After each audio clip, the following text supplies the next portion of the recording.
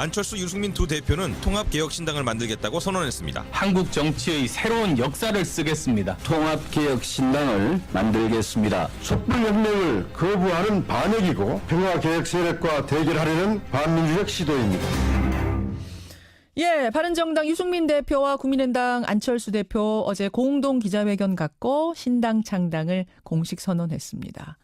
부패한 보수와 위험한 진보, 양극단을 탈피하는 중도 정당 만들겠다 이런 선언한 건데요. 글쎄요, 통합은 본궤도에 올랐지만 앞에 놓인 상황이 녹록치만은 않습니다.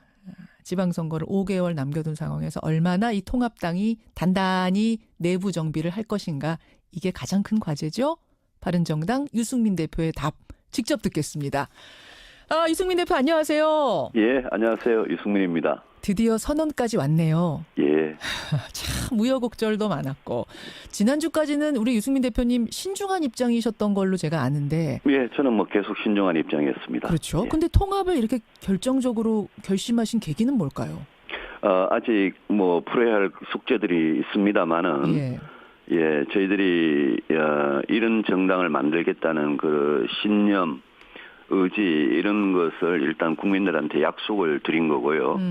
뭐 저희들 의지를 밝힌 거로 봐주시면 좋겠습니다. 통합의 의지 분명합니다. 흔들리지 네. 않습니다. 이런 의미. 예. 예. 근데 두 당의 정체성 차이가 사실은 국민의당 반대파 분들의 결정적인 이유 아닙니까? 정체성 차이. 그 부분은 해결된 건가요? 그 부분은 국민의당 내부에서 아직 정리돼야 될 문제입니다. 그렇죠. 통합에 대해서 찬성하고 반대하는 분들이 분명히 정체성 차이도 있고 또 현실적인 정치적인 그런 뭐 고려도 하시는 것 같습니다.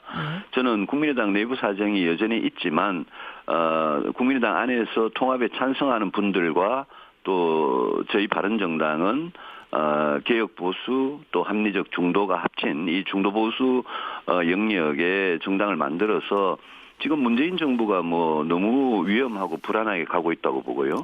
자유한국당은 도저히 희망이 없다고 생각하는 그런 국민들 많이 계십니다. 그런 국민들께서는 문재인 정부와 민주당은 제대로 견제하고 또 협력할 건 협력하라.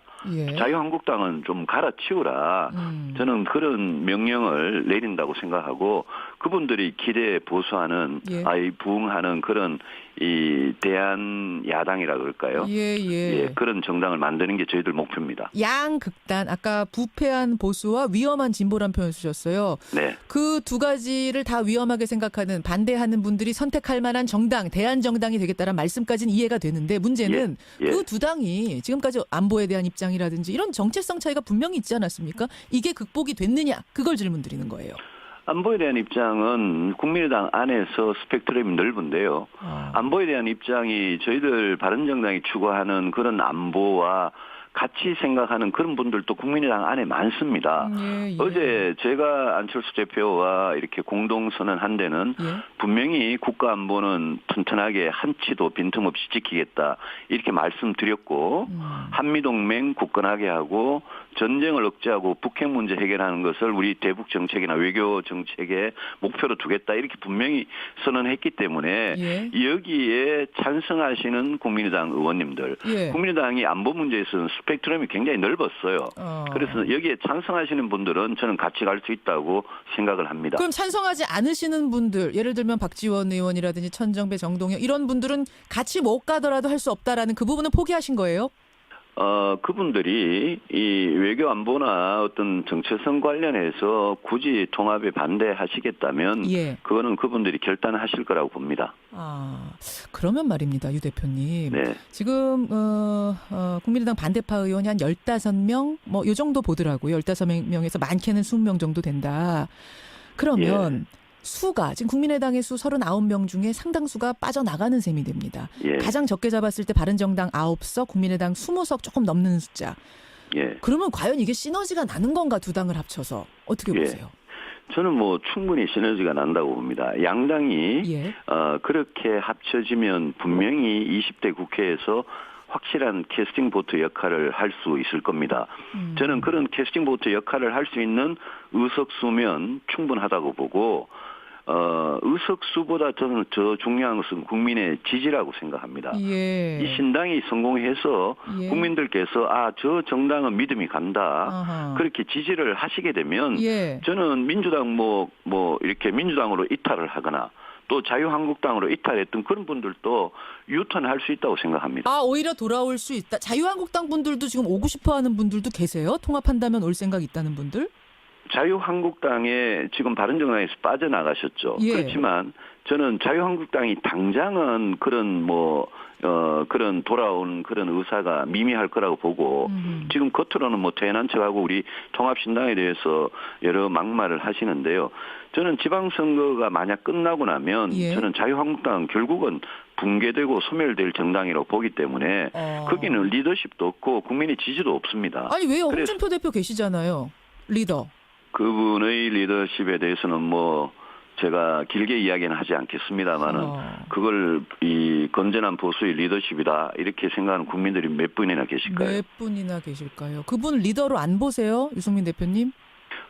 형식적으로는 당 대표시죠. 예. 그런데 그분의 리더십이 이 정말 국민들한테 희망이나 비전을 주느냐, 보수에 대해서 보수의 과거에 대해서 정말 이 반성하고 책임을 지느냐, 그렇게 보진 않습니다. 그렇게 보지 않으세요. 결국은 지방선거 후에 자유한국당은 소멸할 것이다. 그럼 그 의원들 흡수해낼 그릇이 필요하다. 그것이 우리 통합당이 될 것이다. 이 말씀이신 거예요.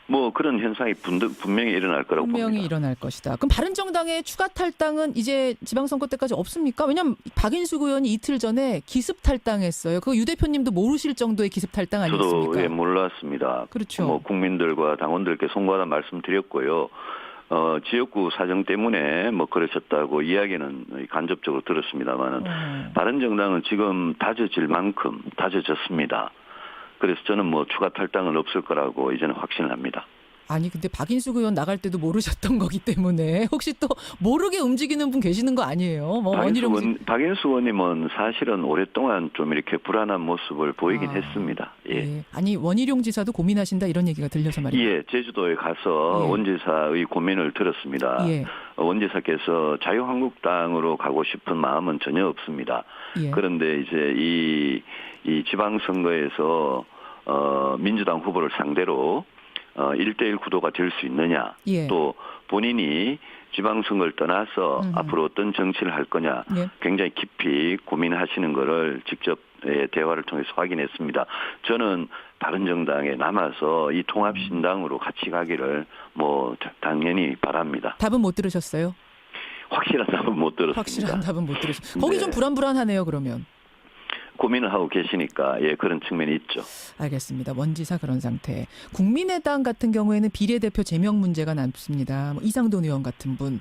출당을 시켜달라. 반대파시죠. 통합 반대파. 출당을 시켜줘야 의원직이 유지되기 때문에 출당 좀 시켜달라 이러는 건데 안철수 대표는 출당시킬 마음이 없다는 입장. 유승민 의원은 어떻게 생각하십니까? 저희들이 바른정당 만들 때 이제 자유한국당이 지금 김현아 의원이라고 계시는데요. 계시죠? 비례대표시죠. 그분이 저희들하고 뜻을 같이 했는데 자유한국당이 출당을 안 시켜줘서 맞습니다. 지금 자유한국당에서 완전히 왕따를 당하고 계시는데요. 그런데 이제 이 비례대표 출당 문제는 이거는 저는 아직은 이 법적 통합이 안 됐으니까 안 대표님이나 국민의당이 알아서 하실 문제라고 생각합니다. 그런데 만약 이제 국민의당 안에서 통합 찬성파, 반대파 이렇게 나뉘어져 있는데 이 두 그룹이 정치적인 어떤 합의, 정치적인 해결을 할 수 있느냐 거기에 달린 문제라고 봅니다. 이른바 합의이혼이라고 얘기들을 하더라고요. 달린 문제인데 거기서 이제 지금 안 대표는 하여튼 나는 합의이혼할 생각 없다. 제명시켜줄 생각 없다. 이 상태로 통합이 돼버리면 통합 작업이 이루어지고 나면 유 대표도 한 당이시기 때문에 그 부분 결정하셔야 되거든요. 개인적인 소신은 어느 쪽이세요? 저는 정치인은 뭐 정치적인 의사를 존중하는 게 맞다고 보고요. 억지로 이렇게 한 집에 있어도 뭐 지역구 국회의원들 같은 경우에는 언제든지 본인 의사에 따라서 예. 뭐 탈당이나 어떤 다른 당으로 그렇죠. 입당하거나 이런 게 가능한 거 아니겠습니까? 예, 예. 그래서 저는 같은 당을 하면 어떤 뜻과 가치, 우리가 어떤 세상 만들 거냐, 어떤 정치할 거냐 이런 데 대해서 예. 뜻을 이렇게 같이 하는 분들이 똘똘 뭉치는 게 그 정당의 힘이라고 생각합니다. 김연아 의원 같은 경우를 보셨기 때문에 지금 이런 얘기를 하시는 거군요. 보내주는 게 그렇습니다. 맞다. 예. 알겠습니다. 국민의당과 통합 후에 다른 통합이 더 이어질 가능성이 있습니까? 아까 뭐 자유한국당 소멸 얘기는 하셨습니다만 소멸되기 전에라도 자유한국당과 함께할 가능성이 있습니까? 지방선거 전에는 저는 없다고 봅니다. 그런데 지방선거 이후에 저는 이 중도 보수 이 정치권에서 네. 더 큰 변화가 있을 수도 있다 이렇게 생각합니다. 그거는 저희들이 하겠다는 통합개혁신당의 성공과도 직접 관련이 되어 있습니다. 저희들이 성공하지 못하고 예. 미미하게 예. 그렇게 존재하면 그런 변화가 있을 수가 없고요. 그렇죠. 저희들이 잘하면 예. 저는 그런 변화의 에너지가 저희들 스스로 만들어낼 수 있다고 생각합니다. 오지 말라고 해도 그때는 올 거다 이 말씀이세요? 그렇게 생각합니다. 그럼 지금 바른정당 탈당하고 다시 자유한국당으로 갔던 분들 온다고 하면 받아주실 거예요? 그거는 뭐 그분들만 대상으로 제가 지금 드리는 말씀이 아니고 자유한국당이 118석입니다 지금. 예. 그 118석의 의석수는 정말 많은 의석입니다. 그렇죠. 그런데 의석수에 비해서 내부의 어떤 결집 또 국민의 지지 이런 건 너무나 약한 상태고 언제든지 깨어질 수 있는 상태이기 때문에 예. 저희들이 잘해서 자유한국당을 갈아치우는 그런 에너지가 된다면 저는 자유한국당 붕괴는 시간 문제라고 생각합니다. 근데 자유한국당 분들하고 국민의당과도 접점이 있습니까? 국민의당 내에서는 지지자들 반발이 좀 있을 것 같은데요. 그 부분은 분명히 저희들 신당의 어떤 정체성 이 부분이 개혁적 보수와 합리적인 중도를 합치는 중도 보수 정당이다라고 했기 때문에 저는 이 그릇이 앞으로 굉장히 크게 쓰일 수 있다. 커질 수 있다. 예, 그렇게 100석 뭐 이렇게 목표하세요. 지금 뭐 시작은 미미합니다만. 지금 지방선거 때까지는 지금 통합신당으로 총력을 다하고 일단 국민의 어떤 중간평가 같은 걸 받고요. 그 결과에 대해서는 뭐 당연히 뭐 책임질 사람 당연히 책임질 거고 그 이후에 대해서는 저희들 정말 의지를 가지고 뭐 정당이라는 게 지방선거 하나만 보고 지금 하는 건 아니죠. 그렇죠. 그 이후에 총선 또 더 나아가서 대선 길게 보고 저희들이 일관되게 노력한다면 저는 분명히 좋은 결과 가질 수 있을 거라고 봅니다. 알겠습니다. 책임 얘기 지금 하셨어요. 지방선거 책임. 네. 어제 기자회견에서 통합 후에 유승민 대표는 어떻게 하실 겁니까? 안철수 대표는 백의종군한다고 했는데 이거 질문 나왔을 때 책임을 다하겠다는 뜻에서 난 백의종군 얘기할 생각은 없다. 그러셨어요. 예. 이 얘기는 그럼 6월 지방선거까지 내가 책임지겠다. 대표로서 끌고 가겠다. 이 의미로 해석하면 됩니까? 제가 지금 바른정당의 대표로서 교육보수를 대표해서 통합에 임하고 있고요. 안철수 대표께서 국민의당 대표로서 합리적 중도를 대표해서 지금 임하고 계십니다. 저희들 이 지금 통합 노력의 대표입니다. 이 길이 지금 저희들 가는 길이 뭐 무슨 대단한 꽃길이 아니라 가시밭길이고 저희들이 신념을 갖고 이 길을 가다가 중간에 뭐 바위를 만나고 장애물을 만나면 그거 치우고 가야 성공하는 그런 거기 때문에 지금은 무슨 대표라는 권력, 그 권력이 중요한 게 아니라 그거를 성공시키는 책임이 훨씬 더 중요하다고 생각하고 저는 그 책임을 피할 생각이 없습니다. 그렇게 받아들이면 되는군요. 그게 지금 꽃길이 아닌데 뭐 권력 우는 대표가 누가 되느냐 이게 중요한 게 아니다. 그렇습니다. 대표직 그냥 나 가지고 책임지고 지방선거까지 가겠다는 말로 백의종군 생각 없다. 뭐 제가 대표가 되고 안 되고는 그거는 제가 무슨 뭐 욕심을 부리고 제가 결정을 하고 이럴 문제가 아니고 알겠습니다. 다른 분들이 결정하지만 제가 그 책임을 피하고 뭐 통합만 되면 사라지고 그런 정치를 하는 거는 저는 옳지 않다고 생각합니다. 분명한 입장 가지고 계시네요. 자, 1분 정도 남았습니다만 유 대표님 이거 하나 질문 드릴게요. 이명박 전 대통령의 기자회견이 뭐 굉장히 큰 지금 논란을 일으키고 있습니다. 네. 어떻게 바라보고 계세요, 이 상황? 저는 이명박 정부 때 뭔가 정말 심각한 문제가 있었다면 그걸 밝히고 바로잡는 거 이거는 법원과 검찰과 법원의 역할이라고 생각하지 예. 이게 행정부 수반인 대통령 역할이 아니라고 생각합니다. 예. 문재인 대통령께서 그런 식으로 감정을 앞세우면 그게 검찰에게 수사의 가이드라인을 주는 거 아니겠습니까? 분노 발언 이거 말씀하시는 거예요? 그렇습니다. 이거는 권력기관의 독립, 개혁과 직결된 문제고 예. 대통령께서 그런 식으로 뭐 분노했다. 이렇게 감정을 앞세우면 국민들 대부분이 이거는 현직 대통령이 전직 대통령을 수사하라고 지시한 가이드라인을 생각합니다. 가이드라인으로 느껴질 것이다. 예, 그래서 저는 이명박 정부 때 문제가 있었으면 밝히자. 좋다. 예. 다 밝히자. 예. 다만 독립되고 공정한 검찰과 법원이 밝혀라.